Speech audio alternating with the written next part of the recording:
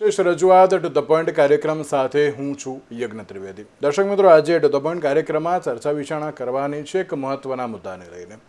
દર્શક મિત્રો, જ્યારે ઉનાળો હોય તો ત્યારે દરેક લોકો એમ કહેતા હોય છે કે અમારે સ્કિન કેર અત્યારે હાલ તો કેવી રીતે રાખીએ, લૂથી કેવી રીતે બચીએ, ચોમાસામાં અત્યારે હાલ તો પ્રિકોશન્સ લેતા હોય. તે જ પ્રમાણે શિયાળો અત્યારે હાલ તો આવી ગયો છે. હમણાં બે ઋતુ હતી. બે ઋતુમાં અત્યારે ટાઇફોઇડ, મેલેરિયા, કોલેરા એવા બધા કેસો જ્યાં સતત વધ્યા. ચિકનગુનિયાના પણ ઇવન કેસો વધ્યા હોવાની જે વિગતો પણ સામે આવી. અને આ બધી બાબતો વચ્ચે હવે એમ કહી શકાય કે શિયાળો જે પ્રમાણે ધીરે ધીરે વધી રહ્યો છે. અત્યારે સવારે હોય કે પછી રાત્રે હોય, જે હજુ પણ ઠંડકભર્યું વાતાવરણ જોવા મળી રહ્યું છે. હજુ આગામી સમયમાં ઠંડી વધે તેવી શક્યતાઓ પણ વર્તાઈ રહી છે. અને આ તમામ બાબતોની વચ્ચે તમારે પોતાનું અત્યારે તો સ્વકાળજી કેવી રીતે રાખવી, કારણ કે અત્યારના સમયમાં દરેક લોકો જાતે ડૉક્ટર તો બની જતા હોય છે, પણ એમને ખબર નથી હોતી કે ના કેવી રીતે અત્યારે તો પ્રિકોશન્સ લેવા એ બહુ જરૂરી છે. ત્યારે આગામી સમયમાં શરદી, ખાંસી, તાવ એ બધા કોઈ પણ અત્યારે તો જે રોગ ન થાય તેની પહેલાં અત્યારે તો તકેદારી કેવી રીતે રાખવી, આજે આપણે તેને લઈને ચર્ચા વિચારણા કરવાની છે. અને આ ચર્ચા વિચારણા કરવા માટે અમારી સાથે જોડી ગયા છે ડૉક્ટર હરેન્દ્ર ઠક્કર, કે જેઓ પલ્મોનોલોજીસ્ટ છે, અને ડૉક્ટર દીપા મહેતા, કે જેઓ આયુર્વેદના નિષ્ણાત છે. આ બંનેનું સૌથી પહેલાં તો સ્વાગત છે. હરેન્દ્રભાઈ, શરૂઆત હું આપનાથી કરવા માંગીશ. હરેન્દ્રભાઈ, મેં જે રીતે શરૂઆતમાં કહ્યું કે હમણાં ડબલ ઋતુ જે થઈ હતી તેમાં પણ જે કોલેરા, ટાઇફોઇડ, મેલેરિયા, ચિકનગુનિયા એ બધાના કેસ સતત વધતા જોવા મળ્યા હતા. જ્યારે હવેની વાત કરવામાં આવે તો હવે વરસાદ તો એટલો બધો છે નહીં, પણ હવે શિયાળો એટલે કે ઠંડી હવે વધી રહી છે.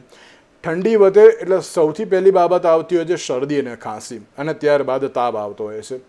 હરેન્દ્રભાઈ, એ ન થાય તેના માટે પહેલેથી અત્યારે તો તકેદારી રાખવી એ કેટલી જરૂરી, અને સાથે અત્યારે સિઝનલ ખાંસી પણ ઘણા બધાને જે થતી હોય છે, શરદી પણ થતી હોય છે. એમ કહેવાય ને કે એ લોકો એમ પણ માનતા હોય છે કે ના અત્યારે તો 3 દિવસમાં પણ તેને આપણે ક્યોર કરી શકીએ છીએ, પણ તેમાં પણ ખાસ કેવી રીતના તકેદારીના પગલાં લેવા બહુ જરૂરી છે. બહુ સારો પ્રશ્ન પૂછ્યો આપે. નમસ્કાર પ્રેક્ષક મિત્રો, શ્રોતા મિત્રો. હું ડોક્ટર હરેન્દ્ર ઠક્કર છું અને ફેફસાનો નિષ્ણાત છું. હવે યજ્ઞભાઈએ કીધું એ પ્રમાણે ઋતુનું પરિવર્તન થઈ રહ્યું છે. એટલે સવારમાં જુઓ તો ગુલાબી ઠંડીનો અનુભવ થાય, અને મોડી સાંજે એટલે લગભગ 5:30 થી 6 ની આસપાસ સૂર્યનો તડકો ઓછો થઈ જાય છે અને ઠંડીનો અનુભવ થવા માંડે છે.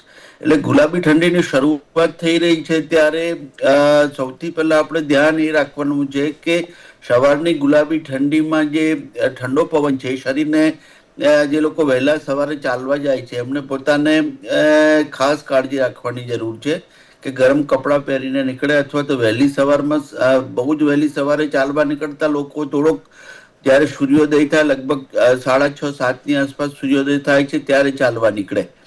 હવે આ ઋતુમાં ખાસ કરીને સવારની અને સાંજે ખૂબ ઠંડી અનુભવાય ત્યારે હવા એકદમ સૂકી થઈ જતી હોય છે. સૂકી હવાના કારણે અપર રેસ્પિરેટરી ટ્રેક, એમાં ખાસ કરીને નાક, ગળું અને ફેફસા, આ ત્રણેય અવયવોની ખાસ કાળજી રાખવાની જરૂર છે. સૂકી હવાના કારણે નાકમાં એલર્જી, છીકો આવી, માથું ભારે થવું, નાક બંધ થવું, ગળામાં સોજો આવવો, ખાંસી આવી, કફ થવું, અને જે લોકોને શ્વાસની કે એલર્જીની તકલીફ છે એમને શ્વાસ લેવામાં તકલીફ થવી, અસ્થમાનો એટેક આવવો, COPD વાળાને કફનું પ્રમાણ વધવું, કફ નીકળવો, ચીકણો કફ નીકળવો અને તાવ વગેરે એના લક્ષણો જોવા મળે છે. આપને ખ્યાલ હોય તો વિશ્વ કક્ષાએ 12મી નવેમ્બર એટલે કે ગઈકાલે pneumonia day, world pneumonia day ઉજવવામાં આવ્યો હતો. અને તેનું ખાસ કારણ એ હતું કે આ ઋતુ જ્યારે બદલાય છે ત્યારે તકેદારીના રૂપે વેક્સિનેશનની અમે સલાહ આપતા હોઈએ છીએ. એમાં આ જે ઋતુ છે એમાં ઇન્ફ્લુએન્ઝા અને ન્યુમોનિયા, આ બે પ્રકારના જે વેક્સિન છે જેમને તકેદારીના રૂપે જે લોકોને એલર્જીની, શ્વાસની અથવા ફેફસાના રોગોની તકલીફ છે, અથવા વડીલો જે છે જેમની ઉંમર 60 કરતાં વધારે છે, એ લોકોએ તકેદારીના રૂપે ઇન્ફ્લુએન્ઝા અને ન્યુમોનિયાના વેક્સિનેશન રિકમેન્ડેશન અમે કરીએ છીએ આ દિવસે. એટલે જ ખાસ યાદ કરીને નવેમ્બર, જ્યારે કે શિયાળાની શરૂઆત થાય છે અને મેક્સિમમ જે શક્યતા છે કે શરદીજન્ય રોગો, ન્યુમોનિયા જેવા ભારે રોગો ન થાય એની તકેદારી રૂપે આ વેક્સિનેશનની અમે સલાહ આપીએ છીએ અને લોકોને એની યાદગીરી પણ અપાવીએ છીએ. એટલે શિયાળો શરૂ થઈ ગયો છે.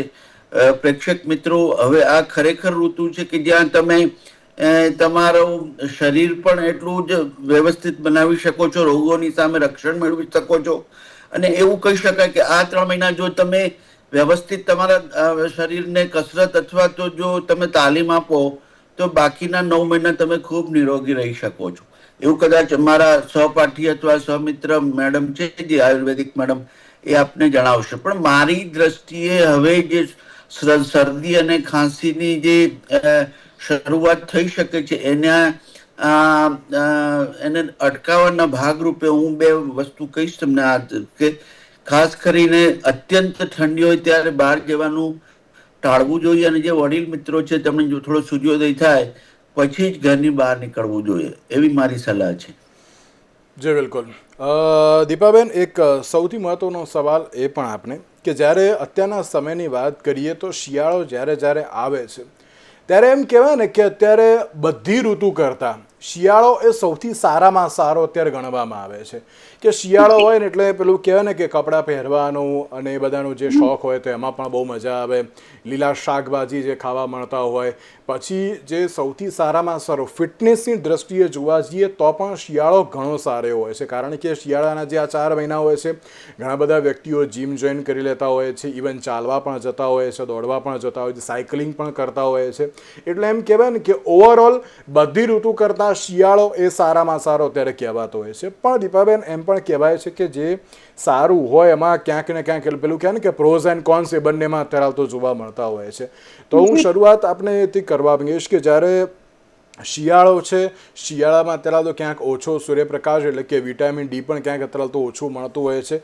તો તેમાં પણ અત્યારે તો ખાસ કેવી રીતની તકેદારી રાખવી જોઈએ અને સાથે ખાવા પીવામાં અત્યારે તો કેવી રીતનું ખાસ ધ્યાન રાખવું જરૂરી છે અને કયા કયા જે લીલા શાકભાજી ખાવા જોઈએ, શું ન ખાવું જોઈએ, તેને લઈને પણ આપ સૌથી પહેલા શું કહેશો?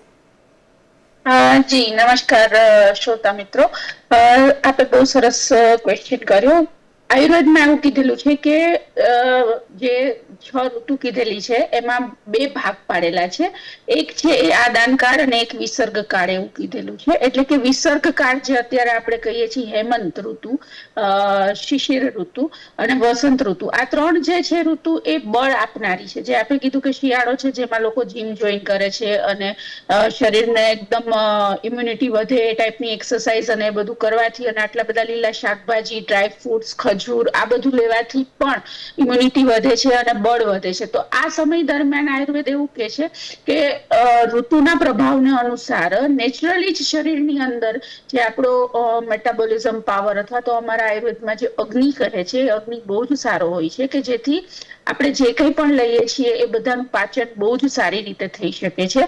તો એના માટે થઈને જ અત્યારે આપણને બધાને એવો અનુભવ છે કે આ સમય દરમિયાન આપણને ભૂખ પણ સારી એવી લાગે છે. અને આ બધી જ જે આપણે વસાણા જે કહીએ છીએ એ બધું અડદિયા પાક, મેથી પાક, કોપરા પાક, આવું બધું જે અત્યારે બનાવીને આપણે લેતા હોઈએ છીએ, ખજૂર પાક, તો એ બધાની અંદર પણ આયુર્વેદિક વસાણાઓ જે નખાતા હોય છે, જે શરીરને શક્તિ આપે છે અને જે પચવામાં પણ થોડા ભારે હોવા છતાં પણ આ સમય દરમિયાન આપણો અગ્નિ સારો હોવાથી બહુ જ સરસ રીતે આપણે એને પચાવી શકીએ છીએ.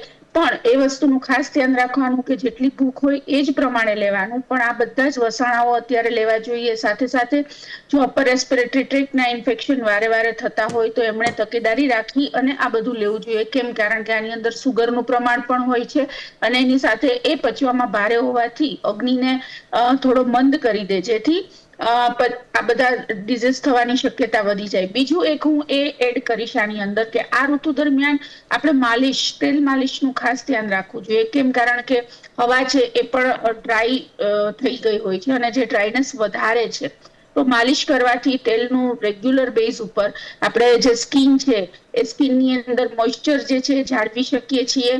અને એની સાથે સાથે બ્લડ સર્ક્યુલેશન પણ માલિશ કરવાથી બહુ જ સરસ રીતે વધે છે. સાથે આપણે જે વિટામિન ડી નો જે વાત કરી કે સૂર્યપ્રકાશ થોડો ઓછો હોવાથી મળતું ઓછું હોય છે, તો એના માટે પણ તેલ માલિશ કરી અને પછી આપણે નાના બાળકોને તડકામાં રાખતા હોઈએ છીએ થોડી વાર, જેને આપણે કૂણો તડકો કહીએ છીએ, કે જેનાથી વિટામિન ડી બહુ જ સારી રીતે બનતું હોય છે. તો આવું અલગ અલગ બધું જ આપની પ્રકૃતિ અનુસાર આપ કરી શકો. સાથે ચ્યવનપ્રાશ જે આમળામાંથી બનતો હોય છે એ પણ લઈ શકાય છે, અને જેને લેવાથી ઇમ્યુનિટી પણ બહુ જ સારી રીતે વધે છે, અને એ ઇમ્યુનિટી વધે તો આ બધા રોગો થવાની શક્યતાઓ ઓછી થતી હોય છે. અને દીપાબેન, એમ પણ કહેવાય છે કે ઇમ્યુનિટી વધારવા માટે આ ઋતુ એ બેસ્ટ કહેવાય છે. Yes yes. અને બીજી બાજુ લીલા શાકભાજીની વાત કરીએ તો લીલા શાકભાજીથી પણ આ ઇમ્યુનિટી ઘણી બધી વધતી હોય છે. આપ તેને પણ કઈ રીતે જુઓ છો? હા, તો લીલા શાકભાજી જે અત્યારે બહુ જ પ્રમાણમાં મળશે આપણને આ ઋતુની અંદર, તો આપણે એ લીલા શાકભાજી જે છે એને અલગ અલગ એમાંથી ડિશિશ બનાવીને વેરિએશન્સ અને કોમ્બિનેશન કરીને પણ લઈ શકીએ.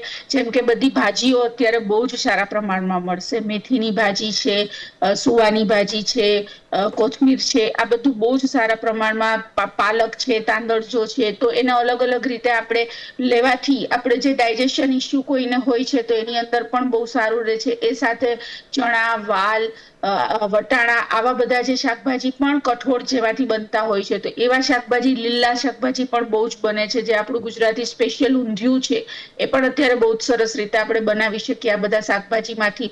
તો આ બધા શાકભાજી લેવાથી પણ શરીરની અંદર જે બધા મિનરલ્સ અને મળવું જોઈએ એ બહુ જ સારા પ્રમાણમાં મળે છે, અને અત્યારના એની ક્વોલિટી અને વધુ સારી ક્વોન્ટિટીમાં પણ મળતા હોય છે, એટલે આપણે એને વધુ સારા પ્રમાણમાં લઈ શકીએ કે જેથી આપણા શરીરની ઇમ્યુનિટીને પણ આપણે વધારી શકીએ છીએ. બિલકુલ બિલકુલ સાચી વાત છે. દર્શક મિત્રો, એક બાબત બહુ સાચી અત્યારે તો કહેવા માંગીશ કે અત્યારે ઘણા બધા વ્યક્તિઓ એમ કહેતા હોય છે કે ના, અમને મોન્સૂન ગમે છે, સમર ગમે છે, પણ તેની સાથે વિન્ટર જેવું એક પણ અત્યારે તો ક્યાં સિઝન નહીં.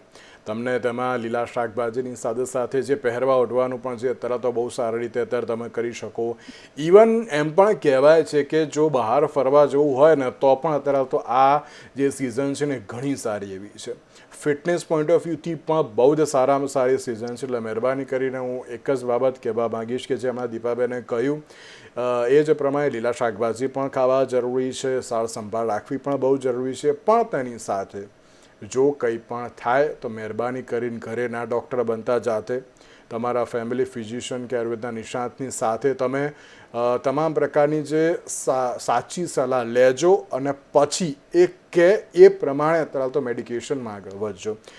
હરેન્દ્રભાઈ, એક બહુ મહત્વનો સવાલ પણ આપણે પૂછવા માંગુ. તમે જે રીતે ન્યુમોનિયાનો ઉલ્લેખ કર્યો, શિયાળામાં સૂકી ખાંસી પણ ઘણા બધા થતી હોય છે. અમુકને અત્યારે તો એવી ખાંસી થતી હોય છે કે ના 2-3 દિવસમાં પણ મટી જતી હોય છે. પછી એ ખાંસી ઉથલો મારતી હોય છે, ત્યારબાદ ખબર પડતી હોય છે કે ના ખૂબ જ મોટા પ્રમાણમાં તો વધી ગઈ છે અને સિચ્યુએશન થોડી ક્રિટિકલ પણ છે. એ ન થાય તેના માટે અત્યારે તો કેવી રીતના ખાસ તકેદારી રાખવી બહુ જરૂરી છે? આ સિઝનમાં જ્યારે ઠંડીનું પ્રમાણ વધે છે ત્યારે સૌથી વધારે શરીરમાં એટલે વાતાવરણમાં હવાની ઘનતા વધી જાય છે. તમે જોતા હશો કે ભાઈ ક્વોલિટી ઇન્ડેક્સ એરનો આજકાલ અમદાવાદનો 170ની આસપાસ રહે છે, અને ભારતના મોટા ભાગના શહેરોમાં અત્યારે પ્રદૂષણનું પ્રમાણ આપણે જોઈએ છીએ. હવે જ્યારે આવી સૂકી હવા અને ઠંડી ઋતુ આ બંને ભેગા થાય ત્યારે ખાસ કરીને અપર રેસ્પિરેટરી ટ્રેક્ટથી શરૂ થાય સાઇન્યુસાઇટિસ છે, નેઝલ બ્લોકેજ છે, નેઝલ પોલિપ્સ છે, એલર્જીનું જે સાઇન્યુસાઇટિસ છે એનું પ્રમાણ વધી શકે છે, અને એના કારણે ફેરિંજાઇટિસ છે, ટોન્સિલાઇટિસ છે, અપર રેસ્પિરેટરી ટ્રેક્ટમાં ગળામાં સોજો આવો, ગળામાંથી કફ આવો, સૂકો કફ આવો, અને એનું જો ટ્રીટમેન્ટ ન કરવામાં આવે તો એ બધીને નીચે લોઅર રેસ્પિરેટરી ટ્રેક્ટમાં ફેફસામાં ટ્રેકિયાઇટિસ થઈ શકે, બ્રોન્કાઇટિસ થાય છે, અને આ બંનેના અંતે ન્યુમોનિયાની શરૂઆત થાય છે. એટલે આને અટકાવવા માટે સૌથી પહેલા તો સૂકી હવા અને ઠંડીનું પ્રમાણ હોય ત્યારે પોતાની જાતને એનાથી પ્રોટેક્શન રાખવું જોઈએ. ખુલ્લી હવામાં અથવા ઠંડી હવામાં કવચ વગર એટલે કે આવરણ વગર ન નીકળવું જોઈએ. ગરમ ટોપી, કપડાં અને શરીરને યોગ્ય રીતે ઢાંકવું જોઈએ. હવે અમારી સલાહ દરેક પેશન્ટોને ખાંસી એ અથવા તો સૂકી ખાંસીની તકલીફ હોય એને અમે સૌથી પહેલા સલાહ ગરમ પાણીના નાશની આપતા હોઈએ છીએ કે આ શિયાળામાં સૂકી હવાના કારણે અપર રેસ્પિરેટરી ટ્રેકમાં ડ્રાયનેસ અને જે ડસ્ટ પાર્ટિકલ્સનું ડિપોઝિશન થઈને એલર્જીક કન્ડિશન થતી હોય છે. એનો સૌથી સારો ઉપાય છે કે તમે ગરમ પાણીનો નાશ લો, હ્યુમિડિફિકેશન જેને કહેવાય, કે સાદા ગરમ પાણીને ઉકાળીને એની વરાળને તમે જો 8 થી 10 મિનિટ લેવામાં આવે તો બહુ જ સારી રીતે તમે અપર રેસ્પિરેટરી ટ્રેકનું હ્યુમિડિફિકેશન કરી શકો છો. એટલે અપર રેસ્પિરેટરી ટ્રેક સંબંધી જે બી તકલીફ છે, તમને નેઝલ બ્લોકેજ છે કે તમને સાઇનોસાઇટિસની તકલીફ છે, ગળામાં સોજો આવો, એની ખૂબ સારી રીતે તમે ખાલી માત્ર દિવસમાં 2 કે 3 વાર ગરમ પાણીનો નાશ લો તો એ તમે યોગ્ય રીતે કાળજી રાખીને કરી શકો છો. હવે છતાંય અમે દરેક લોકોને એના પ્રમાણે, એટલે કે સૂકી ખાંસી હોય તો ખાસ કરીને એલર્જીક રાઇનાઇટિસ કે એલર્જીક રાઇનોસાઇનોસાઇટિસ હોય અને એન્ટી એલર્જીક મેડિકેશન ખાસ કરીને એમાં સિટ્રિઝિન છે, લિવોસેટ્રિઝિન છે અને મોન્ટેલુકાસ, આનું કોમ્બિનેશન લગભગ અઠવાડિયા સુધી આપતા હોઈએ છીએ. મોટાભાગના લોકોને આ કોમ્બિનેશનથી સારું થઈ જતું હોય છે. પણ જો ઇન્ફેક્શનનું પ્રમાણ હોય કે તમને તાવ આવવાની શરૂઆત થઈ હોય, હેડેક થતું હોય, કફ રંગીન આવતો હોય, પીળા રંગનો કફ આવતો હોય, ગળામાં સોજો હોય અથવા ગળામાં દુખાવો થતો હોય તો એન્ટીબાયોટિક અમે જરૂર પ્રમાણે પ્રિસ્ક્રાઇબ કરતા હોઈએ છીએ. જે લોકોને પહેલેથી જ શ્વાસની તકલીફ છે, જેમ કે ફેફસા નબળા હોવા, એલર્જીક અસ્થમા હોવું, બ્રોન્કેક્ટેસિસ છે, સીઓપીડી કે જે લોકોને ધૂમ્રપાન કરવાથી જે ફેફસાના રોગો થયા છે, અથવા જે લોકો વાતાવરણના કારણે આ શ્વાસના રોગોથી તકલીફ પામ્યા હોય છે, એ લોકોને અમે ખાસ કરીને આ સિઝનમાં નેબ્યુલાઇઝરની સલાહ આપતા હોઈએ છીએ અને એની સાથે બ્રોન્કોડાયલેટર અને યોગ્ય પ્રમાણમાં ઇન્હેલર લેવાની પણ સલાહ આપતા હોઈએ છીએ.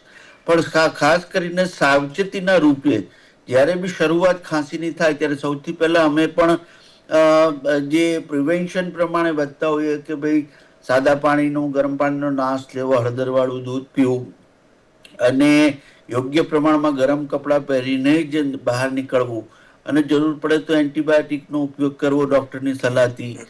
આ પ્રમાણે અમે સલાહ આપીને જો શરૂઆતની ખાંસીમાં ટેકલ કરતા હોઈએ છીએ.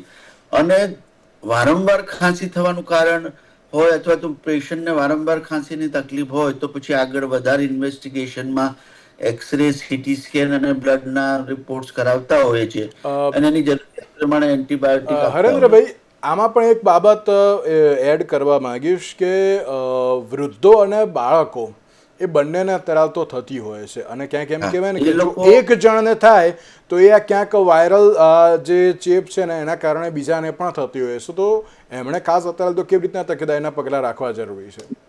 વૃદ્ધો અને બાળકો છે, આપણે ખાસ કરીને એ લોકોને ખૂબ સાવચેત રહેવાની જરૂર હોય છે. કારણ કે તમે કીધું એ પ્રમાણે જો ઘરમાં કોઈ પણ એક વ્યક્તિને થાય તો એ અન્ય લોકોને ચેપી અથવા તો કોન્ટેજિયસ તરીકે પ્રસરતું હોય છે.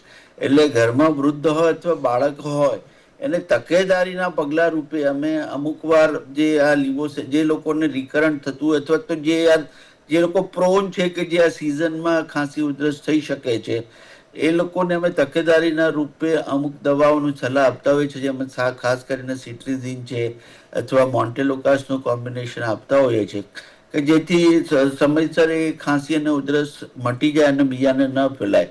પણ બાળકોને ખાસ કરીને જ્યારે હવે શાળાની શરૂઆત થઈ ગઈ છે ત્યારે વહેલી સવારમાં દરેક બાળકોને સ્કૂલે જવાનું હોય છે અને ખાસ કરીને ઘણી બધી સ્કૂલોમાં તો બસ લેવા મૂકવા આવતા હોય છે, પણ ઘણા બધા વાલીઓ સ્કૂટર ઉપર એમના પાલ્યને મૂકવા જતા હોય છે. તો એવા સંજોગોમાં એને ખાસ કરીને ગરમ કપડાં પહેરાવવા, કાન અને નાક ઢંકાયેલું રહે એ પ્રમાણે એને ગરમ કપડાં પહેરાવવા જોઈએ અને શક્ય હોય તો એને ઠંડી હવાના એક્સપોઝરથી બચાવવું જોઈએ. એટલે ઘરમાં વૃદ્ધ અને બાળક હોય તો એમને ખાસ કાળજી રાખીને આ પ્રમાણેના તકેદારીના પગલાં લેવા જોઈએ.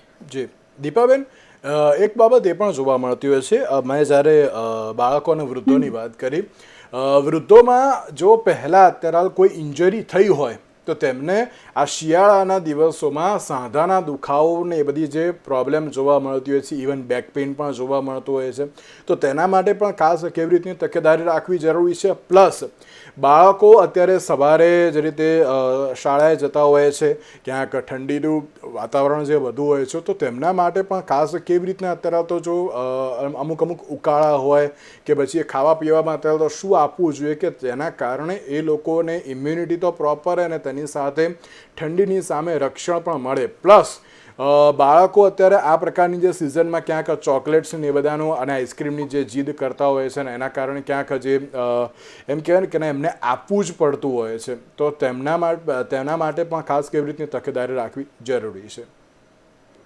જી, આપણે જે પૂછ્યું કે વડીલો માટે, તો વડીલોને કંઈ વાગ્યું હોય, પડ્યા હોય અને એમને જે સાંધાના દુખાવા થતા હોય છે, તો એના માટે આયુર્વેદમાં બહુ જ સારી સાવચેતીના ભાગરૂપે કીધેલું છે કે માલિશ કરવાનું. અમારે દિનચર્યા કરીને એક આખું આપેલું છે ચરક સંહિતાની અંદર કે આપણે દિવસ દરમિયાન કઈ વસ્તુઓ પ્રિકોશન માટે કરવી જોઈએ. આયુર્વેદમાં ટ્રીટમેન્ટ કરતા પ્રિકોશન ઉપર વધુ ભાર મૂકેલો છે, તો એના જ એક ભાગ સ્વરૂપે આખી દિનચર્યાનું વર્ણન છે. એની અંદર પહેલું જ કીધેલું છે કે તમારે માલિશ કરવું જોઈએ રોજ માટે. તો વડીલોને હું સલાહ આપીશ કે આ સમય દરમિયાન તો જરૂરથી માલિશ કરવું જોઈએ સાંધા ઉપર. કેમ? કારણ કે એ સમય દરમિયાન જે દુખાવા થાય છે એ વાયુને લીધે થતા હોય છે. પ્લસ જે અત્યારે આ સિઝનની અંદર જે હવા છે એ પણ વધારે પડતી ડ્રાય હોય, જેથી આપણી સ્કિન છે એ સ્કિન પણ વધુ ડ્રાય થઈ જતી હોય છે. તો માલિશ કરવાથી તમને રાહત મળે છે અને માલિશ કરીને પછી શેક પણ કરી શકાય છે, ગરમ પાણીની કોથળીનો અથવા તો વરાળીઓ શેક આપણે જેને કહીએ, કે જેનાથી બહુ જ સારી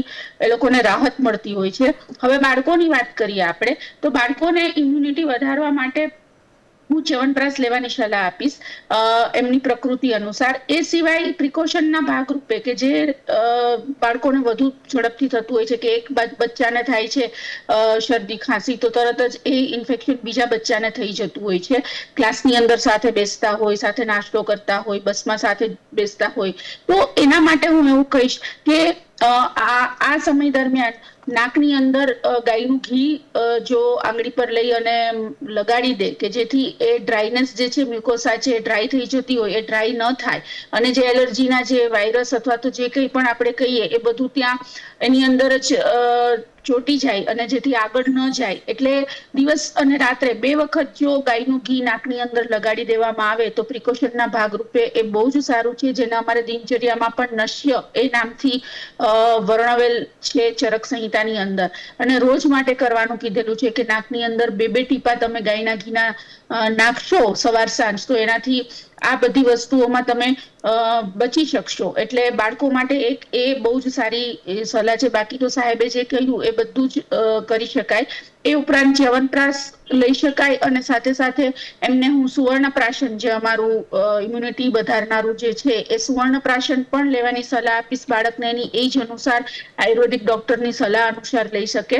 અને ચોકલેટ જે બાળકોને બહુ જ ભાવતી હોય છે અને જેમાં આપણે એવું કહીએ કે ભાઈ એ લેવાથી નુકસાન થાય, તો હું એવું કહીશ કે જે આ બધા વસાણા છે, અડદિયા પાક, મેથી પાક, ખજૂર પાક, એ બધાને કંઈક આપણે એવું મોડિફિકેશન કરી અને એમાં થોડું ચોકલેટનો પાવડર કે એવું એડ કરી અને ટેસ્ટ આપી અને બાળકને એઝ એ ન્યુટ્રિશનલ બાર તરીકે પણ એને આપી શકાય, કે જેથી એને એવું લાગે કે મેં ચોકલેટ ખાધી અને સાથે સાથે આ બધી વસ્તુઓ જે ન્યુટ્રિશનલ વેલ્યુ ધરાવે છે એ પણ એને આપણે આપી શકીએ છીએ. દીપાબેન, એક છેલ્લો સવાલ એ પણ કે યુવાઓએ પણ અત્યારે તો ક્યાંક બહારનું ખાવાનું, ચલો ગરમ હોય એ બહુ સારું હોય છે, પણ બહારના ખાવામાં પણ કેવી રીતનું ખાસ ધ્યાન રાખવું જરૂરી છે? હા જી, ગરમ તો લેવું જ જોઈએ આ સિઝનની અંદર. એકદમ ઠંડુ ખાવાથી થોડું વધારે વાયુ વધી જાય તો શરીરમાં તકલીફ થાય. બાકી હું એવું કહીશ કે પ્રકૃતિ અને તમારી અગ્નિ એટલે કે મેટાબોલિઝમ તમારું જે છે, ભૂખ કેવી લાગે છે એના આધારે જ લેવું જોઈએ. બાકી હા, આ ઋતુમાં મેંદાવાળી વસ્તુઓ, બેકરી આઇટમ્સ લઈ શકાય આપણી પ્રકૃતિ અનુસાર, કારણ કે અત્યારે અગ્નિ જેટલો વધારે હોય કે આપણે એ બધું પચાવી શકીએ છીએ. એની સાથે વસાણા, હું એવી સલાહ આપીશ યુવાનોને કે એમણે પણ રોજ માટે કોઈ પણ એક પ્રકારનું વસાણું જો ખાય, આ બધા મેં જે વાત કરી, અત્યારે તો બજારમાં બહુ જ સારા સારા વસાણાઓ મળે છે કે જેની અંદર આ બધી વસ્તુઓ જે છે આયુર્વેદિક બધા ડ્રગ્સ નાખેલા હોય છે અને એ લેવાથી એમનો અગ્નિ પણ સારો રહેશે અને એમને ડાયજેશનને લઈને બીજા કોઈ ઇસ્યુ પણ નહીં થાય. બિલકુલ બિલકુલ. દીપાબેન અને હરેન્દ્રભાઈ, આ બંનેનો આભાર અમારી સાથે આ ચર્ચા વિચારણામાં જોડાવા માટે.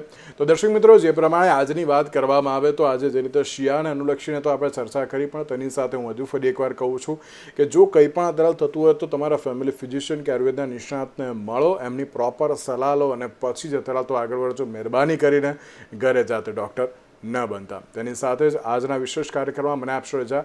નમસ્કાર, સ્વસ્થ રહો, ખુશ રહો.